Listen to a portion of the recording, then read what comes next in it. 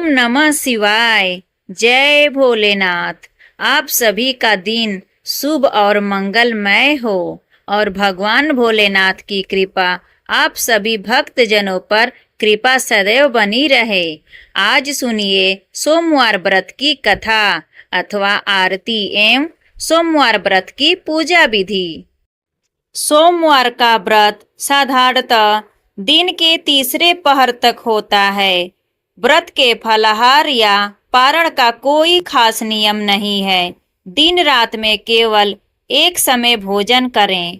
इस व्रत में शिव पार्वती का पूजन करना चाहिए। सोमवार के व्रत 3 प्रकार के हैं: साधारण, प्रति सोमवार, सौम्य, प्रदोष और 16 सोमवार। विधि तीनों की एक जैसी होती है। शिव पूजन के बाद कथा सुननी चाहिए। आइए सोमवार व्रत की कथा सुनते हैं। एक नगर में एक धनी व्यापारी रहता था। दूर दूर तक उसका व्यापार फैला हुआ था। नगर में उस व्यापारी का सभी लोग मान सम्मान करते थे। इतना सब कुछ होने पर भी वह व्यापारी बहुत दुखी था, क्योंकि उस व्यापारी का कोई पुत्र नहीं था। दिन रात उसे एक ही चिंता सताती रहती थी। उसकी मृत्यु के बाद उसके इतने बड़े व्यापार और धन संपत्ति को कौन संभालेगा? पुत्र पाने की इच्छा से वह व्यापारी प्रति सोमवार भगवान शिव की व्रत पूजा किया करता था। सायकाल को व्यापारी शिव मंदिर में जाकर भगवान शिव के सामने घी का दीपक जलाया करता था। उस व्यापारी की भक्ति देखकर एक दिन पार्वती ने भगवान शिव से कहा, हे प्राणनाथ, यह व्यापारी आपका सच्चा भक्त है। कितने दिनों से यह सोमवार का व्रत और पूजा नियमित कर रहा है। भगवान, आप इस व्यापारी की मनोकामना अवश्य पूर्ण करें। भगवान शिव ने मुस्कुराते हुए कहा, हे पार्वती, इस संसार में सबको उसके कर्म के अनुसार फल की प्राप्ति होती है। प्राणी जैसा कर्म करते हैं उन्हें वैसा ही फल प्राप्त होता है। इसके बावजूद पार्वती जी नहीं मानी। उन्होंने आग्रह करते हुए कहा, नहीं प्राणनाथ, आपको इस व्यापारी की इच्छा पूरी करनी ही पड़ेगी। यह आपका अनन्य भक्त है। प्रति सोमवार आपका विधिवत व्रत रखता है और पूजा अर्चना के बाद आपको भोग लगाकर एक समय भोजन ग्रहण करता है। आपको इसे पुत्र प्राप्ति का वरदान देना ही होगा। पार्वती का इतना आग्रह देखकर भगवान शिव ने कहा, तुम्हारे आग्रह पर मैं इस व्यापारी को पुत्र प्राप्ति का वरदान देता हूँ, लेकिन इसका पुत्र 16 वर्ष से अधिक जीवित नहीं रहेगा। उसी रात भगवान शिव ने स्वप्न में उस व्यापारी को दर्शन देकर उसे पुत्र प्राप्ति का वरदान दिया और उसके पुत्र के 16 वर्ष तक जीवित रहने की बात भी बताई। भगवान के वरदान से व्यापारी को खुशी तो हुई, लेकिन पुत्र की अल्प आयु की चिंता ने उस खुशी को नष्ट कर दिया। व्यापारी पहले की तरह सोमवार का विधिवत व्रत करता रहा। कुछ महीने पश्चात उसके घर अति सुंदर पुत्र उत्पन्न हुआ। पुत्र जन्म से व्यापारी के घर में खुशियां भर गई। बहुत धूमधाम से पुत्र जन्म का समारोह मनाया गया। व्यापारी को पुत्र जन्म की अधिक खुशी नहीं हुई, क्योंकि उसे पुत्र की अल्प आयु के रहस्य का पता था। यह रहस्य घर में किसी को नहीं मालूम था। जब पुत्र 12 वर्ष का हुआ तो शिक्षा के लिए उसे वाराणसी भेजने का निश्चय हुआ। व्यापारी ने पुत्र के मामा को बुलाया और कहा कि पुत्र को शिक्षा प्राप्त करने के लिए वाराणसी छोड़ आओ। लड़का अपने मामा के साथ शिक्षा प्राप्त करने के लिए चल दिया। रास्ते में जहाँ भी मामा और भांजा रात्रि विश्राम के लिए ठहरते, वही यज्ञ करते और ब्राह्मणों को भोजन कराते थे। लंबी यात्रा के बाद मामा और भांजा एक नगर में पहुंचे। उस नगर के राजा की कन्या के विवाह की खुशी में पूरे नगर को सजाया गया था। निश्चित समय पर बारात आ गई, लेकिन वर का पिता अपने बेटे के एक आंख से काने होने के कारण बहुत चिंतित था। उसे इस बात का भय सता रहा था कि राजा को इस बात का पता चलने पर कहीं वह विवाह से इनकार न कर दे, इससे उसकी बदनामी होगी। वर के पिता ने लड़के को देखा तो उसके मस्तिष्क में एक विचार आया। उसने सोचा, क्यों न इस लड़के को दूल्हा बनाकर राजकुमारी से विवाह करा दूं। विवाह के बाद उसको धन देकर विदा कर दूंगा और राजकुमारी को अपने नगर में ले जाऊंगा। वर के पिता ने इसी संबंध में मामा से बात की। मामा ने धन मिलने के लालच में वर के पिता की बात स्वीकार कर ली। लड़के को दूल्हे के वस्त्र पहनाकर राजकुमारी से विवाह करा दिया गया। राजा ने बहुत सा धन देकर राजकुमारी को विदा किया। लड़का जब लौट रहा था तो सच नहीं छिपा सका और उसने राजकुमारी की ओढ़नी पर लिख दिया, राजकुमारी, तुम्हारा विवाह तो मेरे साथ हुआ था। मैं तो वाराणसी में शिक्षा प्राप्त करने जा रहा हूँ।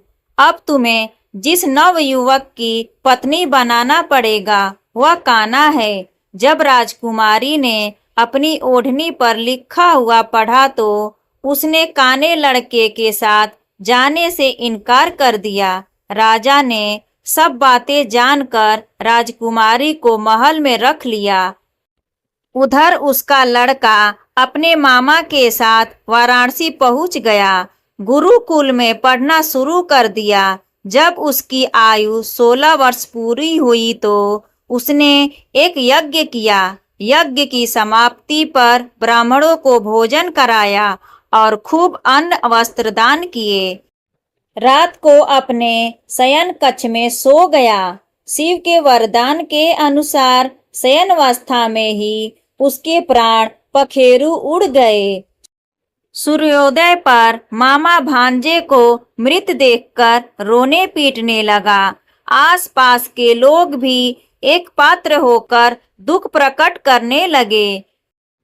मामा के रोने विलाप करने के स्वर समीप गुजरते हुए भगवान शिव और माता पार्वती ने भी सुने। पार्वती जी ने भगवान शिव से कहा, हे प्राणनाथ, मुझसे इसके रोने के स्वर सहन नहीं हो रहे हैं। आप इस व्यक्ति के कष्ट अवश्य दूर करें।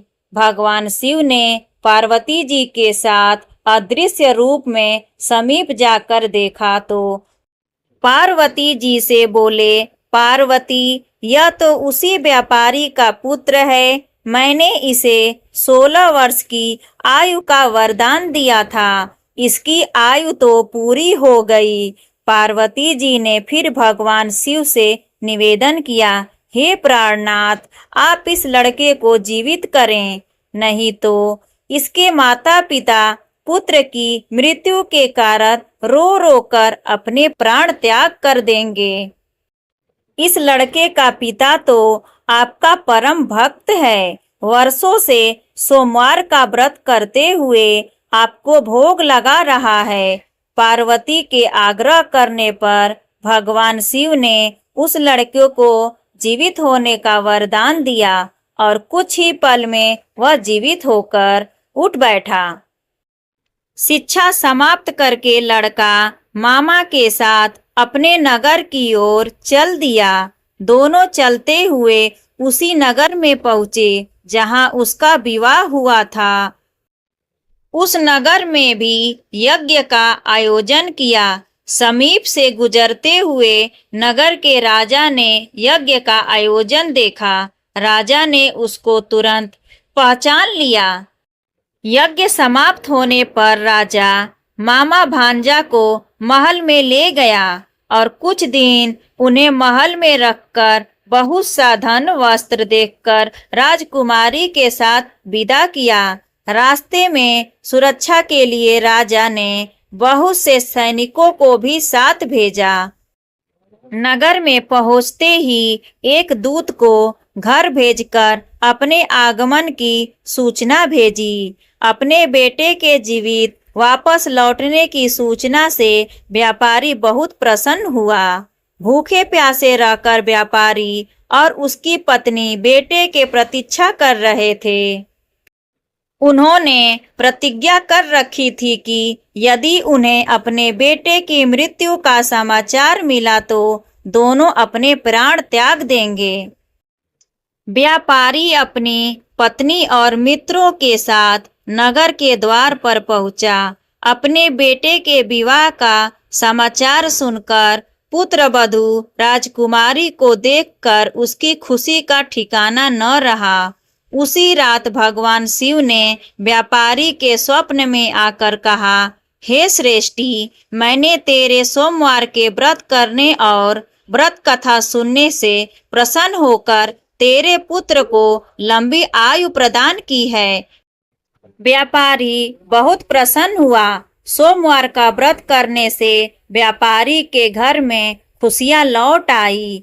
शास्त्रों में लिखा है कि जो स्त्री पुरुष सोमवार का विधिवत व्रत करते और व्रत कथा सुनते हैं, उनकी सभी इच्छाएं पूरी होती हैं। यहाँ पर कथा समाप्त होती है। प्रेम से बोलिए भगवान शिव और माता पार्वती की जय। अब सुनिए सोमवार व्रत की शिव जी की आरती। जय शिव ओमकारा, जय शिव ओमकारा, ब्रह्मा विष्णु सदा शिव, ब्रह्मा विष्णु सदा शिव, अर्धाड़ी धारा। जय शिव ओमकारा। एकानन चतुरानन पंचानन राजय, हंसानन गरुडासन वर्षवाहन साजय। जय शिव ओमकारा, जय शिव ओमकारा। दो भुज चार चतुर्भुज, 10 भुज अते सोहे, तीनों रूप निखरता, तीनों रूप निखरता, त्रिभुवन जन मोहे। जय शिव ओमकारा, जय शिव ओमकारा। श्वेतांबर पीतांबर बाघंबर अंगे, सनक आदि ब्रह्मादिक भूतादिक संगे। जय शिव ओमकारा, जय शिव ओमकारा। कर में श्रेष्ठ कमंडलु चक्र त्रिशूल धरता, जग करता जग हरता, जग करता जग हरता, जग पालन करता। जय शिव ओमकारा, जय शिव ओमकारा। ब्रह्मा विष्णु सदा शिव, ब्रह्मा विष्णु सदा शिव, जानत अविवेका। प्राण वाक्षर के मध्य ये तीनों एका। जय शिव ओमकारा, जय शिव ओमकारा।